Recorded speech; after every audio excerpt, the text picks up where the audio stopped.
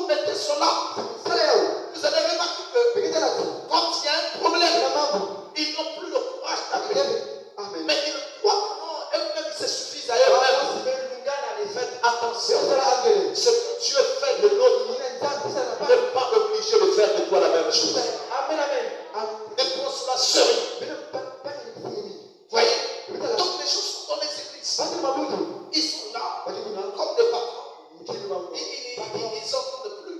C'est pas leur problème. Regarde, Madame dit ceci.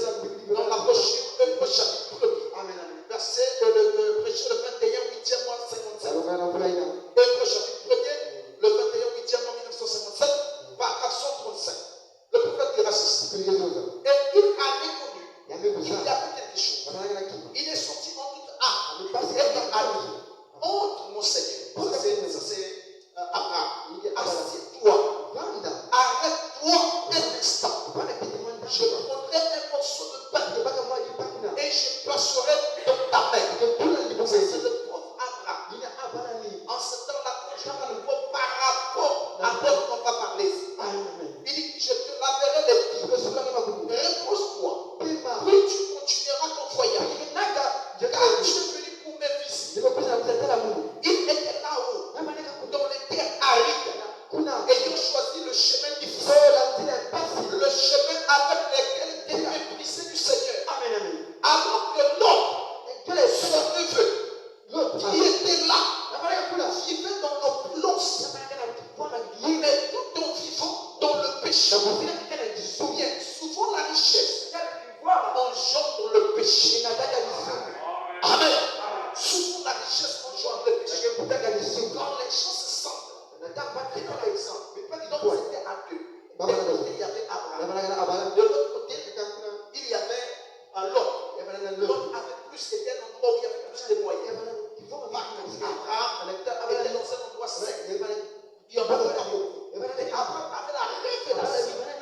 Quand le Seigneur devait passer, Abraham s'est humilié, a reçu. Mais l'autre ne se foutait pas mal. Vous voyez que ça nous arrive parfois. Que nous autres là, regardez, je parle dans un petit endroit. Les pentecôtistes. Nous les qualifions, c'est ça, les pentecôtistes. Non, on n'a pas compris la parole de Dieu. La parole de Dieu n'a pas une race de personnes. Tous ceux qui peuvent recevoir la parole de Dieu, nous avons le mandat de leur apporter la parole. Si aujourd'hui, les prêtres m'appellent par les péchés, j'irai. Aussi longtemps qu'ils ont besoin d'écouter ce message, je présenterai ce message. Voyez qu'ils sont là-bas. Ils sont là, vous sentez même les gens qui étaient les anciens de là-bas. Oh frère, tu te sens petit, la manière dont ils vous respectent, la manière dont ils vous reçoivent. Tu as besoin de communiquer quel genre de bénédiction. Vous voyez, il y a une manière. Quand on s'habitue, on s'habitue trop. Et ça enlève le sacrifice, ça enlève le respect. Amen. Voyons à la fin, des mamans, des jeunes, comment ils sont en train de vous recevoir. Merci pour la parole. Nous avons été bénis. Mais qui peut faire ça? Surtout nos soeurs qui sont très grandes. Oh, c'est difficile. C'est devenu rare. Vous sentez que non? Donc vous avez l'esprit. Je ne sais pas quel genre d'esprit. Vous avez besoin de traiter le pasteur comme votre enfant. C'est jeune homme-là. C'est personne-là. Attention à l'anglais. Ça veut dire que parfois, votre vie ne peut pas être bénie à cause de votre attitude. Votre attitude. Je dis cela, faites attention. Je prêche à cette église. Parce que les sanctions qui sont passées, nous les avons grandi. Pas grandir simplement en pleurage. Pas grandir simplement en haine. Parce qu'il vous manque. Quand vous entendez quelqu'un un problème, ça vous manque. Il y a quelque chose que j'ai prévu pour ça. Ça vous manque. Parce que vous ne pouvez pas là dans les problèmes des gens. Et vous allez remarquer que pour vous, quand vous aurez des problèmes, si quelqu'un n'agit pas comme vous le voyez, c'est des petits problèmes. C'est des petits problèmes. Tout est problème. Attention. Le problème d'âge. Regarde, le prophète dit ceci.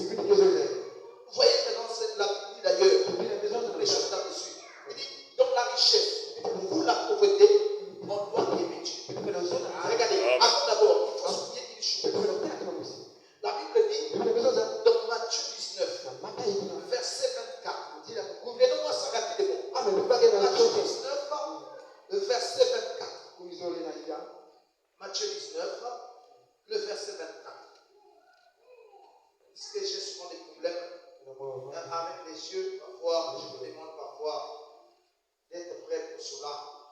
Matthieu 19, le verset 24. Lisons. Il est plus facile à un chameau de passer par le trou d'une aiguille qu'à un riche d'entrer dans le royaume de Dieu. Donc, regardez, il y a deux personnages.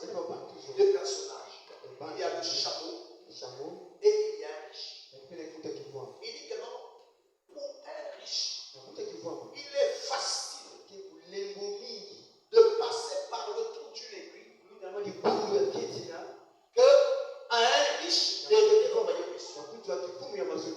Je sais que vous avez parlé, c'est quoi une aiguille? Je ne parle pas de chasse en grec. Il y a le mot qu'on appelle chasse. En grec, le mot chasse, ça veut dire le trou de l'aiguille là où on fait rentrer.